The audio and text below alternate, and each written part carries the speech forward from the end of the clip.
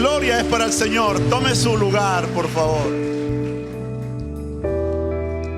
Amén. Qué bueno estar en la casa del Señor. Qué bueno es vernos en la casa del Señor. Y qué mejor sentarnos a la mesa para tener que compartir el pan de la palabra del Señor, la palabra que Dios nos ha dado. Amén. Quiero también saludar a nuestros amigos que nos siguen a través de las redes sociales. Estamos transmitiendo en vivo nuestro culto. Hoy cambiamos de plataforma, estamos en la plataforma de YouTube. Así que saludamos a todos los que nos siguen, los que van a ver. Como bien dicen por ahí, buenas tardes, buenos días, buenas noches. No sé a qué hora va a ver el programa usted, pero queremos decirle que es bienvenido para tener que compartir con nosotros esta palabra. Muchas veces nosotros decimos que estamos bien porque es algo que está generalizado en nuestro quehacer, en nuestro hablar. ¿Cómo estás? ¿Cómo dice usted? ¿Cómo está? Bien, ¿o no? Es algo que está patentizado en nosotros. Pero a veces no estamos bien. No estamos bien, pero nosotros lo decimos por una forma de cortesía, decimos estamos bien. Estamos bien. Pero a veces no hemos estado bien. Y hemos tenido que enfrentar algunas situaciones difíciles que tienen relación con nuestra familia, nuestro trabajo, el entorno donde nos movemos. A veces nuestra salud la que no nos deja estar bien. ¿Me entienden? Los problemas que además aparecen no nos dejan estar bien. Pero nosotros tenemos ya eso patentizado, sobre todo los chilenos. ¿Cómo estamos? ¿Sí o no? Estamos bien. La palabra cuando la tsunamita se le había muerto su hijo. Y ella va en busca del profeta Eliseo para decirle que el hijo que Dios le había dado había muerto. Así que Eliseo, cuando la vio de lejos que venía, manda a su siervo y le dice: anda, ya viene la tsunamita, pregúntale cómo está su esposo, cómo está ella, cómo está su hijo. Así que cuando llegó el siervo del profeta y le pregunta a la tsunamita, le dice: ¿está todo bien? Y ella dijo: bien. Pero ella estaba con una pena porque había muerto su hijo. Y su hijo lo había dejado en la casa que ella había construido donde moraba el profeta Eliseo. Ella había recostado al niño, estaba ahora en busca de una respuesta que pudiese ayudarle a ella. Entonces comencé a pensar en esta palabra, comencé a pensar mucho en cómo desarrollo esta palabra. Porque muchos de nosotros tenemos una cierta apariencia que la ocultamos, nuestra apariencia, la ocultamos de la realidad que nosotros vivimos. Y a veces no estamos bien. Y no estamos bien porque por lo que nos toca enfrentar. Situaciones que son complejas, de repente dentro del seno matrimonial hay diferencias. A veces los hijos, ¿cierto? En el crecimiento de ellos toman decisiones que nos afectan a nosotros los más grandes. Y ahí nos acordamos de aquel dicho, ¿cierto? Cuando era chiquitito daban ganas de comérselo, porque era tan tierno, tan bonito, tan lindo, y esos cachetitos, y esas margaritas, daban ganas de comérselo. Y cuando ya tienen 15 años uno dice: ¿por qué no me lo comí? ¿Cierto? Porque tienen una actitud que a nosotros nos desencajan, nos afectan, porque ellos se creen independientes, creen que el papá no sirve, creen que la mamá está anticuada, porque esa es la realidad hoy con nuestros jóvenes. Entonces todos nosotros vivimos algún tipo de situación que nos duele, pero nunca nosotros lo decimos siempre, sino que decimos estamos bien. Y en el Evangelio de Lucas capítulo 5, del versículo 1 en adelante, aparece la siguiente historia. De hecho, el título de esa palabra dice: la pesca milagrosa. Así dice, la pesca milagrosa. Dice la Biblia que Jesús llegó al mar de Genesaret y mucha era la multitud que a él le seguía. Mucha gente quería oír lo que Jesús estaba hablando, lo que Jesús enseñaba. Así que cuando llegó a ese lugar, al lago de Genesaret, al mar de Genesaret también, dice que estaba Pedro lavando las redes, dice la Biblia. Simón Pedro estaba lavando las redes. Así que Jesús llega donde estaba Simón y le pide la barca. Jesús se sube en la barca y desde la barca comienza a hablar la palabra del Señor. Algunos entendidos dicen que Jesús habló parábolas ahí, en la barca, habló enseñanza. Y la parábola que él había hablado había sido la parábola del sembrador. Dice que el sembrador salió a sembrar y mientras él sembraba, la semilla cayó en 4 terrenos distintos. Jesús explica que esos 4 terrenos son 4 tipos de personas que escuchan la palabra. Unos escuchan la palabra, pero el corazón es duro, que esa palabra no entra en esa tierra, porque viene el enemigo, dicen los pájaros del cielo, y sacan la semilla que fue sembrada en ese corazón. Luego explica que hay otra semilla que cayó entre espinos, y cayó ahí entre espinos. Creció, logró crecer, pero los espinos ahogaron. Y Jesús explica y dice que los afanes de la vida, que las distintas circunstancias que nosotros vivimos van ahogando la semilla que ha sido sembrada en nuestro corazón. Y luego explica, dice, la que cayó en pedregales son aquellos que reciben la palabra con mucho gozo, con mucha alegría, pero cuando viene la prueba y como está entre piedras, cuando viene la prueba, cierto, la prueba los aleja, los separa y deja que esa semilla pueda producir y dar fruto. Pero sin embargo, dice él, una parte cayó en buena tierra. Y yo doy gracias porque aquí sé que tengo gente que es buena tierra. Gente que van a entender lo que yo voy a compartir a través de la palabra. Así que Pedro, escuchando la enseñanza de Jesús, Jesús le dice a Pedro ahora, Pedro, vamos a pescar. Y Pedro le descubre a Jesús de que él, la verdad, había estado trabajando toda la noche y no había logrado pescar nada. Y le dice, Señor, tuve toda la noche trabajando y no pesqué nada. Jesús le dice a Pedro, vamos a pescar. Pedro le dice, más en tu palabra voy a confiar. Él había escuchado a Jesús hablar. Tengo que decirles que Pedro es como nosotros, que decimos que todo está bien. Porque Pedro estaba aparentando que él era un hombre exitoso, que le iba bien. Él estaba aparentando que a él le iba bien en todo lo que estaba haciendo. ¿Por qué? Y voy a explicar. Porque no se lavan redes cuando no se ha pescado nada. No se lavan redes. ¿Cuándo se lavan las redes? Cuando la pesca ha sido generosa, abundante, y entonces la red oprime al pez, cierto, que aún está en el agua, y al apretarlo se revienta el pez y sale un poco de víscera, las escamas se pegan en la red y hay que lavarla para sacarle lo que de alguna manera va a provocar, cierto, un repelente para que otros peces se acerquen a la red. Pedro estaba diciendo que a él le había ido bien, aparentaba que le iba bien, pero no le había ido bien. Entonces, considerando estas dos cosas, quiero llevarles hoy a una palabra, decirles que cuando venimos al Señor, Dios tiene poder para transformar todas aquellas cosas malas que nosotros hemos vivido o enfrentado. Y Él tiene poder para cambiarlas. Dios tiene poder para mudarlas y darle un semblante nuevo a nuestra vida. Mi pregunta es, ¿cuántos quieren ver a Dios obrar en sus vidas? En la Biblia encontramos 3 pasajes bíblicos. El primero está en Lucas 1:37. En Lucas capítulo 1:37, la Virgen María recibe la visita de un ángel. El ángel le dice que ella había sido muy favorecida y que ella sería cubierta por el Espíritu Santo y concebería y daría a luz un hijo y llamaría su nombre, cierto, Jesús. Ella le dice, ¿cómo puedo hacer esto si yo no conozco hombre? Soy una señorita aún. Y el ángel le dice, porque nada hay imposible para Dios. Eso es lo primero que usted tiene que saber, que para Dios no hay nada imposible. Para Dios no hay nada imposible. Voy a volver a repetirlo, para Dios no hay nada imposible. No hay nada que esté lejos de la mano del Señor.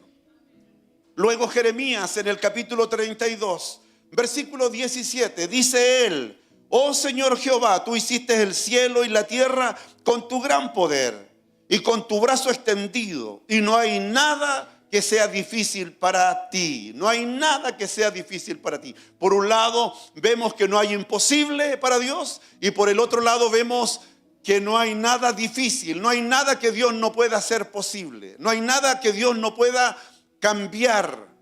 Dios puede cambiar la historia de un hombre, Dios puede cambiar la realidad de una persona. Y yo lo explico de la siguiente manera, de una manera muy clara. Lázaro había muerto, había sido sepultado, llevaba 4 días muerto, pero llegó Jesús. Había una realidad, y el hombre ya había sido sepultado, ya estaban las flores puestas seguramente en el lugar, en la tumba donde Lázaro había sido puesto. Pero Jesús llegó a cambiar esa realidad. Entonces, como no hay nada imposible y no hay nada difícil para Dios, la razón, y el mismo Jeremías nos dice aquí en el capítulo 32, versículo 27, dice Jeremías: he aquí que yo soy Jehová, Dios de toda carne. ¿Habrá algo que sea difícil para mí? Es una pregunta. Yo pregunto a la iglesia. ¿Sabe? Habemos casi 200 personas aquí. ¿Habrá algo difícil para Dios? El tema es la fe. Porque lo que va a gatillar el milagro es la fe con la que nosotros venimos al Señor. Lo que va a determinar que las cosas cambien en nuestra vida, en nuestra familia. Que dejemos de decir que estamos bien cuando no estamos bien. Que dejemos de decir que somos gente, que aparentemos que somos gente de éxito, que nos va bien en lo que hacemos. Va a depender nada más y nada menos de la fe con que nosotros nos presentemos delante del Señor. ¿Hay para Dios alguna cosa difícil? No lo hay. Amén. Dios es omnisciente, omnipotente. Él es un Dios omnipresente, todopoderoso. Quiere decir que todo lo que existe, todo lo que hay está controlado por su misma gracia, por su mismo poder. Amén. Es omnisciente, que Él sabe todo, conoce todo. Es omnipresente, está donde quiera que se le invoque, Él estará presente. Él dijo, Jesús, donde hayan 2 o 3 congregados, donde hay 2 o 3, ahí está nuestro Padre, ahí está Dios. Así que, viendo la Escritura, quiero hablarle de este Dios que tiene poder para cumplir cada promesa que Él hace. Nuestro Dios cumple sus promesas que hace. Yo prediqué el día viernes a los pastores de nuestra comuna, aquí en la iglesia Asambleas de Dios. Varios de ustedes me acompañaron. Y sabe, yo hablé de las promesas y cómo las promesas han llegado a formar parte de nuestras vidas. Es un estilo de vida decir o hacer promesas. Prometemos todos, prometen los niños, cierto, que se van a portar bien. La mamá promete que le va a dar un premio si se porta bien. Prometen los novios cuando se casan, prometen los trabajadores cuando firman un contrato. Todo el mundo hoy promete, y esa es una verdad. Pero Dios, cuando Él promete, porque las promesas tienen un origen divino. Dios, con cada palabra que nos da, nos está diciendo: yo lo haré. Con cada promesa que está en la Escritura, vemos que Dios, con cada palabra que nos entrega, nos está diciendo: yo estoy en el asunto. Quiero ir con el desarrollo de la palabra. Nuestro Dios cumple sus promesas. En la Biblia, estos días, yo le dije, yo los días lunes, como tomo la palabra, esta semana con los intercesores, hemos estado hablando de Abraham en la mañana. Dios le prometió a Abraham un hijo. Y sabe, comenzó a pasar el tiempo. Abraham tenía 60 años cuando Dios le hace una promesa que él va a ser padre de un hijo, y ese hijo sería una descendencia numerosa en la tierra. Está en el capítulo 15 de Génesis lo que yo le hablo. Pero comenzaron a pasar los años. Y la promesa no se cumplía. Y Abraham, en algún momento, con Sara, pensaron ayudar a Dios para que esta promesa se cumpliera. Dice que Sara le entregó a su concubina, que se llamaba Agar. Se la entregó a Abraham para que de esta manera la promesa que Dios había hecho se pudiera cumplir. Yo veo muchas veces el humanismo, porque ahí vemos el humanismo. El hombre no puede querer ayudar a Dios, no puede ayudar a Dios. La promesa de Dios, cuando Él la hace, las cumple. Y Sara, ella en su afán quiso ayudar a Dios a que esa promesa se cumpliera. Obviamente fue un problema serio para Abraham, porque luego nació el hijo de la esclava, Agar, que se llamó Ismael.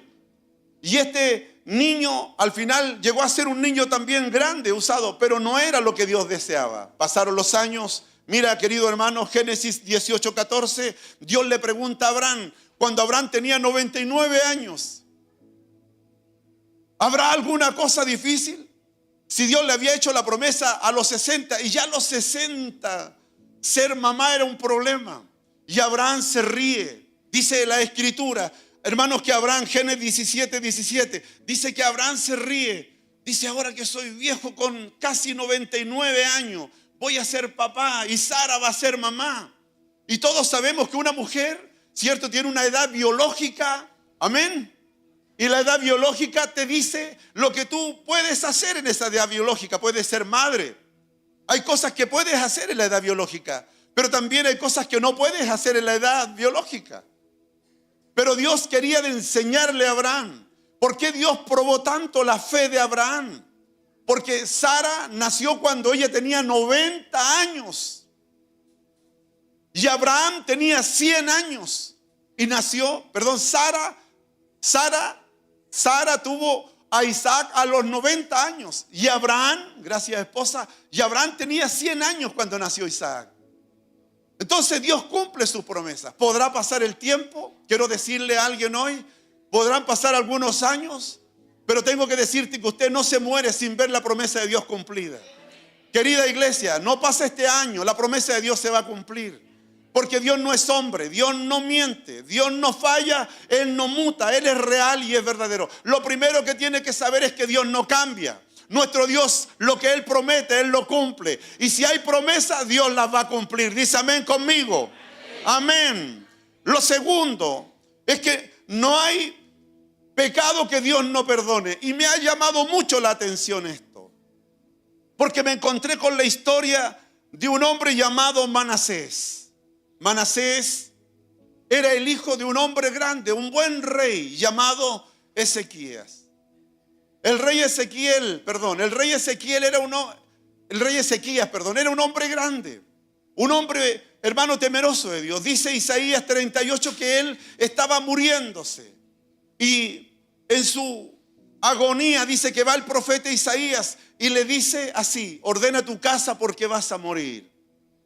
Dice que el rey miró hacia la pared, se puso a llorar e hizo una oración y le pidió a Dios que se acordara cómo él ha sido. Esto me hizo pensar esto. ¿Sabe qué me hizo pensar?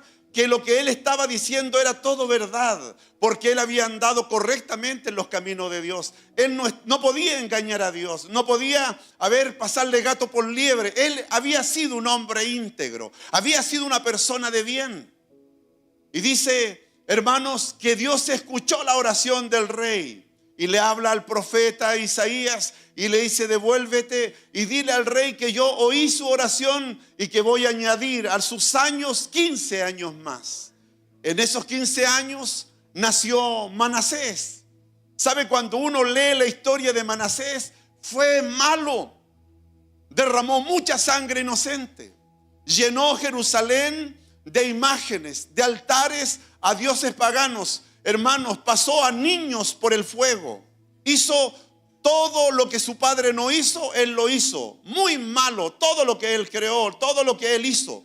Incluso dentro del templo que Salomón había construido, él puso una imagen para honrar a un Dios falso. Entonces todo esto, hermano, había colmado a Dios, y Dios envía enemigos y llevan al rey Manasés, se lo llevan a Babilonia preso. Cuando lo que yo hablo está en 2 de Crónicas 33. Ahí está, el versículo 13 voy a apuntar.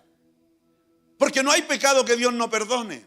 Y este hombre fue llevado a Babilonia, y estando en Babilonia en la cárcel, atado a los cepos, encadenado, dice que él oró. Esto está ahí en 2 de Crónicas 33, 13.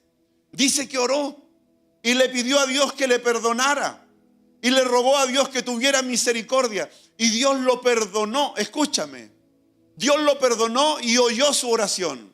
Aquí viene lo extraño. Porque Dios no puede responder una oración si no hay un pecado confesado. Este hombre, cierto, oró y Dios le perdonó. Y ahora Dios le da respuesta a su oración. Esto está ahí en la palabra. Está escrito en la palabra.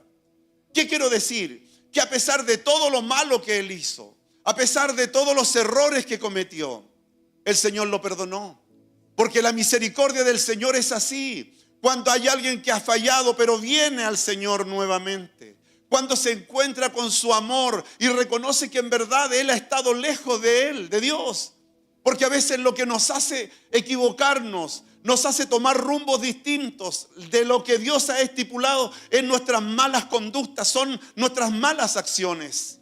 Y dice que Manasés, ahí en la palabra, dice que él se arrepintió, Dios le perdonó, escuchó su oración. Y sabe, aquí viene lo bueno.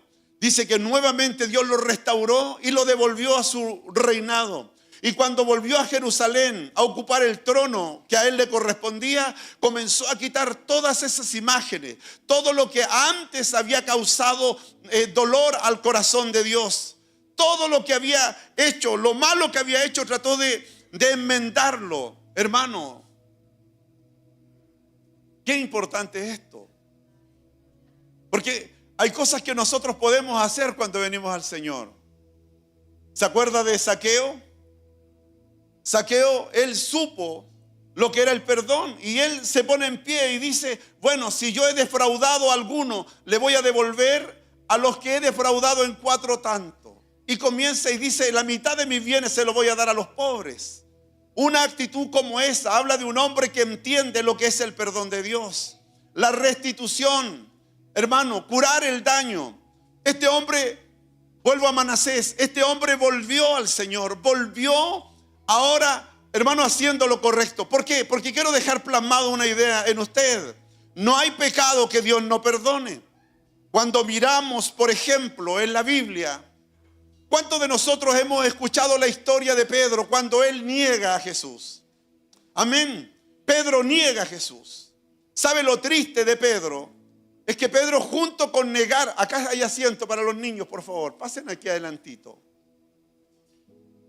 Cuando Pedro niega a Jesús, él maldice que conoce a Jesús.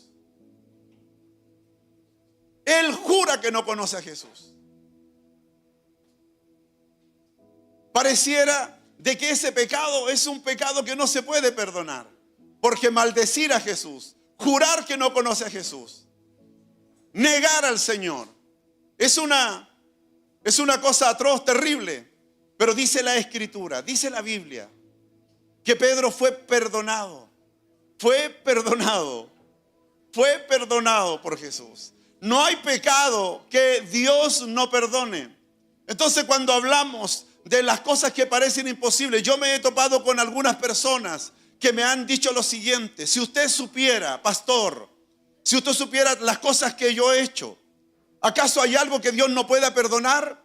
El hombre de la cruz, ese hombre que había sido un delincuente, que sus acciones lo llevaron a morir en la cruz, pero tuvo un encuentro con Jesús minutos antes de morir. Y él dice, yo merezco morir aquí en la cruz. Mis actos, eso declaran que yo hice lo malo, pero él es inocente. Y luego mira a Jesús y le dice, Señor, cuando estés en el paraíso, acuérdate de mí.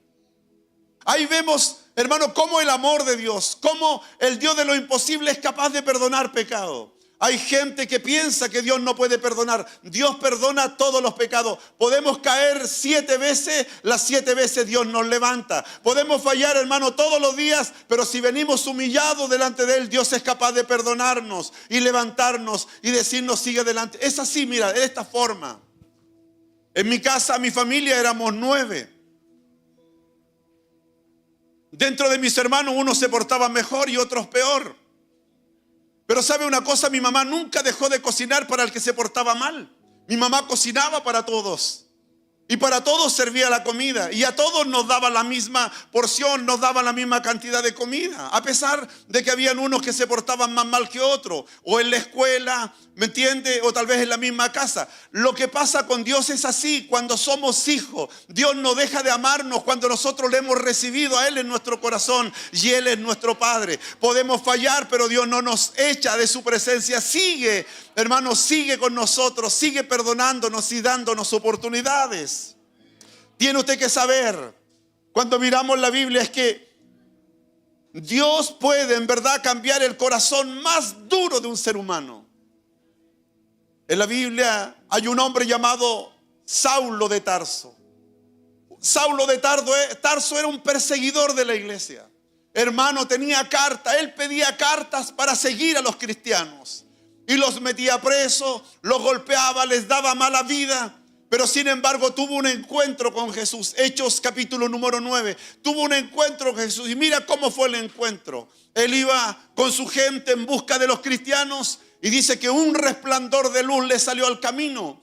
Y en este resplandor de luz le habla esta luz. Esta luz era Cristo. Y le dice, Saulo, ¿por qué me persigues? Dura cosa es dar coces contra el aguijón. Él dijo, ¿quién eres, Señor? Y la luz le dice, yo soy Jesús, a quien tú persigues. Entonces Dios puede cambiar un corazón duro. Dios puede, hermano, mudar la vida de alguien que pareciera, y yo esto lo creo, Dios puede cambiar, hermano, Dios puede cambiar la vida de un ser humano, hermano, que aunque sea, escúchame, sea un satánico. Y tenemos, hermano, en la iglesia de Brasil donde fuimos, brujos convertidos al evangelio. Brujos, hermano, y cuánta gente Dios ha cambiado, metaleros, hermanos, cierto, ateo, agnóstico, que se han encontrado con el amor de Dios, con la verdad de la palabra, y el Señor ha transformado sus vidas. Entonces tenemos que entender que para este Dios que nosotros conocemos no hay nada imposible, y que puede ablandar el corazón más duro. Y vemos en un Saulo, perseguidor de la iglesia, un acérrimo enemigo de la iglesia, Dios lo cambió. Dios lo cambió. ¿Y quién llegó a ser este Saulo? Llegó a ser el famoso Pablo, apóstol de los gentiles, un hombre que fue capaz de llevar la palabra del evangelio, hermano, a otros continentes, llevar la palabra a gente que no tenía esperanza, llevar una palabra de esperanza. Se transformó en el mayor de los apóstoles. Escribió 13 cartas, hermanos, que están aquí en la Biblia, 13 epístolas de la Sagrada Escritura. Un hombre como él transformó, hermano, trastornó el mundo antiguo con la palabra de la cruz, con el mensaje de amor de Dios, que no tuvo temor de ser apedreado, golpeado, maltratado. Incluso su muerte, hermano, fue atroz, fue decapitado. Pero aún una semana antes de ser decapacitado, ¿sabe? Él escribe la carta a la iglesia de Filipos. ¿Y sabe cómo se titula esa carta? Regocijaos en el Señor siempre. A pesar de que su sentencia estaba y que iba a morir. O sea, Dios puede cambiar el corazón de un hombre duro como él. Dios lo puede transformar para ser un instrumento de bien a la humanidad. Cuando vemos en la Escritura, a mí me encanta esto, porque no hay oración difícil que Dios no pueda oír. Y me sorprende al leer en la Escritura, porque vemos en la Escritura este ejemplo que está en Josué capítulo número 10. En Josué capítulo 10, versículo 12 al 14. Israel tenía guerra contra naciones, y eran numerosas las naciones que se habían unido para pelear contra ellos. Y sabe que Josué se da cuenta de lo siguiente, que él necesitaba que el día durara más de la cuenta. Él quería que el día fuera más largo, que Dios le sumara más días de claridad al día. ¿Y sabe lo que hace Dios? Dice que él oró a Dios y Dios detuvo el sol. Le dio la orden al sol para que se parara. Escuche, le dio la orden al sol. Dios le dio la orden al sol para que se parara. Y la luna se pararon y quedaron las dos en ambos valles, dice la Escritura. Y el sol se paró en medio del cielo y no se apuró a ponerse, como dice ahí, casi un día entero. ¿Sabe qué significa esto? Que si Dios fue capaz de escuchar a un hombre que oró para que el día fuera más largo, porque había que pelear con los enemigos y había que salir victorioso de esa guerra, Dios escuchó esa oración. Si Dios escuchó a este hombre que oró para que el sol, hermano, se detuviera, para que el día fuera más largo, y no hubo un día más largo como ese, lo dice la Biblia, y la Biblia no miente. La Biblia contiene un mensaje verídico, está ahí. No hubo un día, hermano, más largo que ese día. Hay algunos que buscan como explicaciones algunas cosas. Dice que ese día que fue más largo, no hubo un día, dice, fue un día entero. Imagínate, hermano, yo pienso, un día entero casi, 12 horas más. Los judíos, el día de ellos era de las 7 de la mañana hasta las 7 de la tarde. Era el día, 12 horas. Y ese día fue un día largo. Algunos que estudian, algunos que quieren saber algunas cosas, y a mí también me gusta esto, porque dicen algunos que el día que le falta a febrero está ahí. Está también en el milagro que Dios hizo en el profeta Ezequías, en el rey Ezequías. También el sol retrocedió en sus grados. Y vemos cómo Dios ha ido haciendo cosas para mostrarnos su poder. Y quiero, por favor, continuar. Vemos cómo el día se alargó, porque no hay oración que Dios no conteste. El único problema que frena la respuesta de Dios es que nosotros no confesemos nuestros pecados, que nosotros no le digamos: Señor, yo fallo, Señor, yo me equivoco. Porque ¿quiénes de nosotros no se equivoca? ¿Hay alguien aquí que no se equivoque? ¿Hay alguien aquí que no haya fallado nunca? Todos nosotros fallamos y nos equivocamos. Y cuando miramos esto en la Escritura, tenemos que darnos cuenta de que nosotros somos seres, primero, finitos.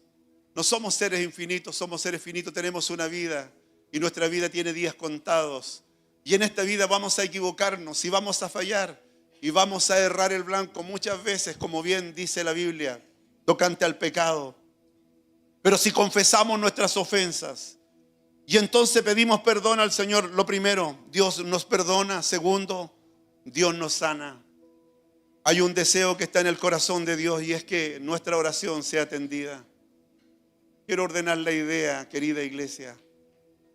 No hay ningún problema que sea difícil para Dios. No hay ningún problema que sea difícil para Dios. Lo hemos visto en los textos bíblicos que yo les he leído al principio. ¿Ha escuchado usted la historia de un hombre que vivía en Gadara? Este hombre era un endemoniado que le daba tanta pena a su mamá, a su papá, tanto sufrimiento, porque era un endemoniado, vivía en los cementerios, lo amarraban con cadenas. Este hombre era un caso imposible. En esa pequeña aldea de Gadara era un caso imposible. No había solución, no había caso, no se podía hacer nada con él. Pero sin embargo llegó Jesús a Gadara. Y cuando llega a Gadara, el endemoniado corre donde Jesús y se provoca una conversación. ¿Por qué vienes a atormentarme?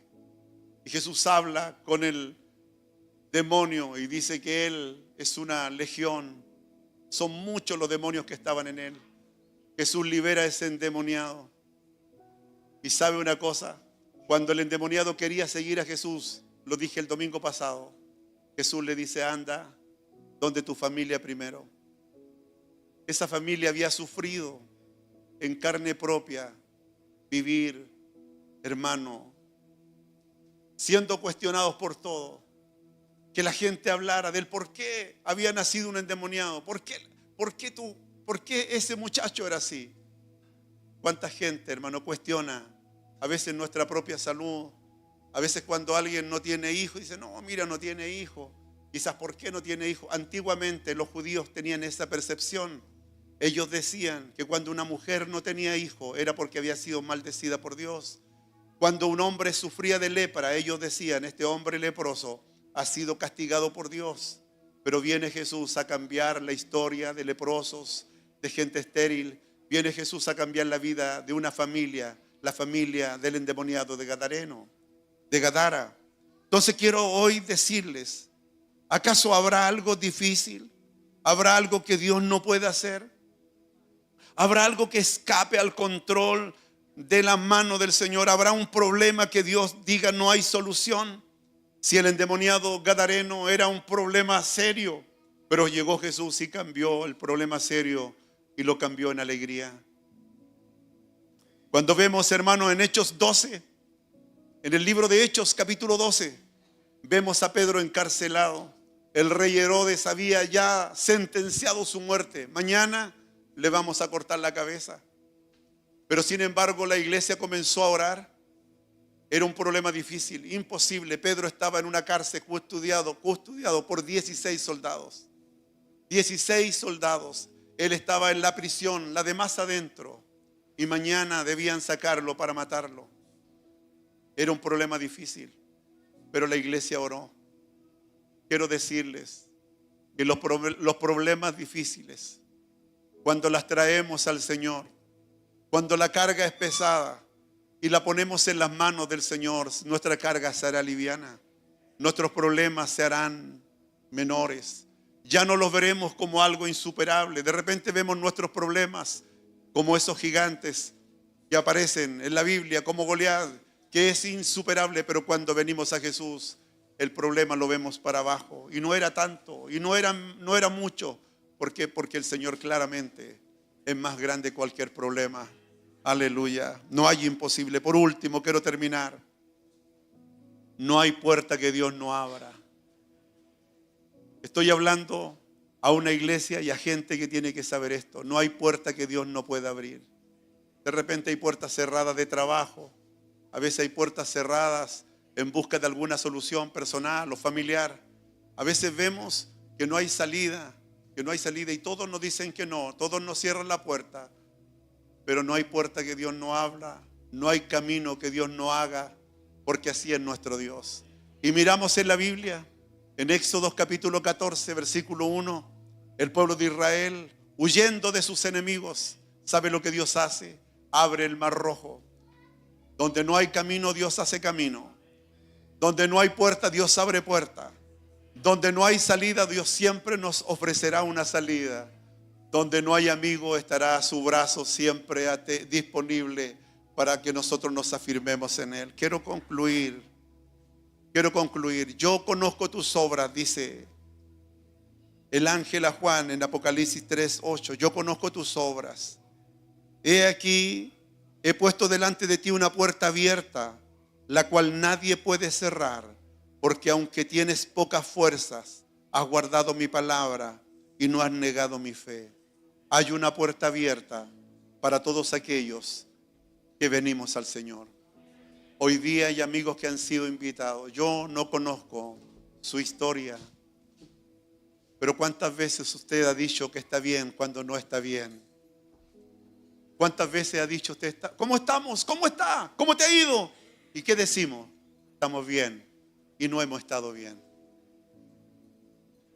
Y a veces somos como esa higuera a la que Jesús vio y que la vio llena de hojas. Y Jesús dijo, voy a comer higos de esta higuera, y solo tenía hoja. ¿Cuánta gente como Pedro lava redes, o como esa higuera llena de hojas pero no tiene nada, no hay fruto, no hay sustancia?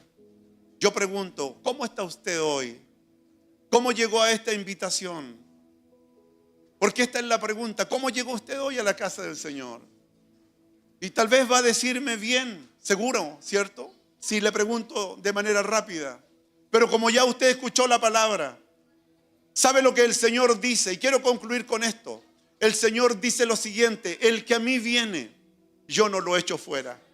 El que a mí viene, yo no lo echo fuera. Y no sé si usted va a creer lo que yo voy a decirle, pero aún se oye, a pesar de los más de 2000 años que han pasado, aún se oye la voz de Jesús llamando a los cargados, a los trabajados a venir a Él. Y Él nos ofrece darnos descanso. Entonces no podemos, teniendo en cuenta esto, teniendo en cuenta esta palabra, sabiendo que tenemos un Dios que puede hacer cualquier cosa, que puede mudar tiempos, que puede hacer lo imposible, que no hay nada lejos de su mano, que todo está en control de Él. ¿Por qué vamos a seguir lejos de Él? ¿Por qué vamos a seguir tan indiferentes? ¿Por qué no venimos a Él? ¿Por qué no nos abrazamos a su cruz y venimos a su presencia? Porque es mejor, porque es más liviana la carga nuestra cuando venimos a Él, al dador de toda dávida, al Señor de la vida.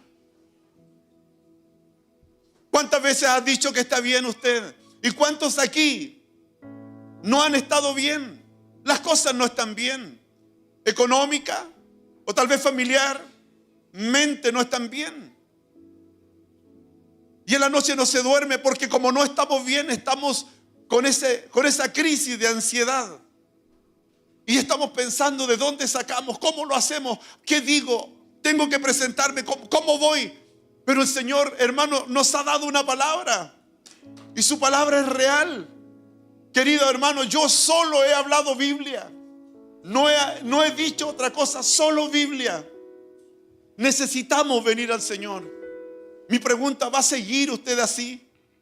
¿Va a seguir viviendo así? ¿Solo? ¿Peleando con la señora si su enemigo no es su señora, no es su esposo? No. Si la crisis que usted enfrenta no la está gatillando otro, sino que el enemigo, el que está dividiendo. su equipo de trabajo, su empresa. ¿Por qué no venir a aquel que puede arreglar las cosas? No le voy a decir que venga aquí adelante, porque obviamente entendemos que hoy no podemos hacer eso. Pero usted que dice que está bien y no está bien, párese ahí, en su lugar nomás, párese en su lugar, porque voy a orar por usted. Si le están diciendo, hermano, yo me paro. Si yo estuviera como usted, yo me paro al tiro, hermano. Porque usted no está bien. Aquí hay gente que no está bien. Sabe que le pagan y la plata se le hace nada. Nada. Es porque no estás bien. Algo está hurtando tu bendición. Lo que te pagan lo estás comprando en remedio. Eso no está bien. O está bien. O a lo mejor tú ya lo entiendes que está bien. Está bien que todo lo que te pagan estés comprando remedio. No está bien. Entonces párese de su silla. No puede, esto no está bien. Que tu hijo tenga esa actitud no está bien. Que tu esposa o tu esposo esté tomando acciones equivocadas no está bien. O siguiendo las corrientes, cierto, de lo que los otros dicen, no está bien. Mire, hermano, amigos, a mí me gusta esto, porque yo lo creo. El Señor nos está llamando a venir a Él. Deje de pelear con sus fuerzas. Cuando usted pelea con sus fuerzas, dice palabras que ofenden. Cuando usted discute, al final termina usted peor. ¿Por qué no poner la carga en las manos del Señor? ¿Por qué no venir a decirle, Señor, en verdad esto me está pasando? Porque si yo te pregunto, ¿y cómo estamos? Ya dijo bien. Porque es una cosa que mentirosa que está en nosotros. Y no estamos bien. En la escuela no hacen bullying, ¿cierto? En el liceo no miran mal porque somos, y aquí hay mapuche, porque somos de la etnia mapuche, o porque somos pobres. Porque esto se ve mucho, el bullying hoy en los colegios. Hay gente que no está bien. En el trabajo no está bien. El jefe no te paga lo que tiene que pagarte. Te dan más trabajo y no te pagan. Son situaciones que se viven. Y bueno, yo generalizo nada más. Porque quiero terminar con el estoy bien cuando en verdad no estamos bien. Quiero decirle, yo estoy bien. Y usted tiene que salir de aquí diciendo, yo estoy bien. Porque entregué al Señor mi carga, entregué al Señor mi vida, mi situación que enfrento. Amén. Los que se pusieron en pies, levante su manito aquí, por favor, así como yo. Padre, quiero orar por estas personas. Señor, por aquellas cosas que son las cotidianas, las que vivimos y enfrentamos, que parece que no se van a terminar nunca. Las discusiones que aparecen de la nada por una tontera muchas veces en nuestra casa. Porque a veces, Señor mío, la ropa no está en el lugar indicado. O porque a veces una taza, un vaso, Señor, está al lado del sillón. A veces los zapatos o la ropa debajo de la cama. A veces, Señor, esto termina, Señor, en una batahola. Y yo quiero orar por esas cosas pequeñas. El profeta Isaías dijo, Dios mío, que debiéramos nosotros venir a ti, Señor. Porque tú, Señor mío, eres dador de toda buena dávida. Quiero orar, Señor, por estas personas que escucharon esta palabra. Por los que escucharon, Señor, también a través de las redes sociales. Y que están acostumbrados a decir bien cuando no están bien, porque la salud está mala, porque no disfrutan la vida. Quiero orar, Señor, por un milagro. Quiero orar, Padre, por un milagro por los enfermos. Señor, por aquellos, Señor mío, que están, Padre, con problemas en su sangre, Señor, por causa de la diabetes, las descompensaciones, Señor, que se viven y ya no se puede ni disfrutar siquiera, Señor, el alimento con el agrado. Quiero orar por ellos. Señor, yo sé que usted siempre me oye. Señor, yo sé que usted siempre me oye. He orado y he visto cambios, Señor. Aquí está mi hermana, Señor, madre de Manuel. Señor, estando ella, Señor, con más de 90 años en el hospital. Señor, tuve la oportunidad de orar por ella, Señor, y fue maravilloso lo que usted hizo por ella. Y sé, Señor, que aquí hay gente, Dios mío, como Danilo, por quien también tuve la oportunidad de orar, y oramos por él. Y verlo, Señor mío, en la casa tuya, tu casa, Señor, es maravilloso. Quiero orar por los enfermos. Quiero orar por aquellos, Señor mío, que lo que reciben en sueldo, Señor, tienen que dividirlo en remedios. Señor, tienen que pagarlo, Señor, en psicólogo. Eso no está bien, Señor. Queremos venir a ti, dador de toda buena dádiva. Levante su mano, por favor. Levante su mano. Levante su mano. Yo sé que Dios va a hacer algo hoy. Oh Espíritu Santo. Oh Espíritu Santo. Oh Espíritu Santo. Se tienen que romper ataduras hoy, ligaduras, cadenas en el nombre de Jesús. Hoy el Señor lo hará. Levanta tus manos. Hoy el Señor lo hará. Porque no hay imposible para Él. Porque no hay imposible para Dios. Oh Padre glorioso, extiende tu mano. Oh, extiende tu mano sobre ellos, Señor. Ministrales. Ministrales, Señor. Ministrales, Señor.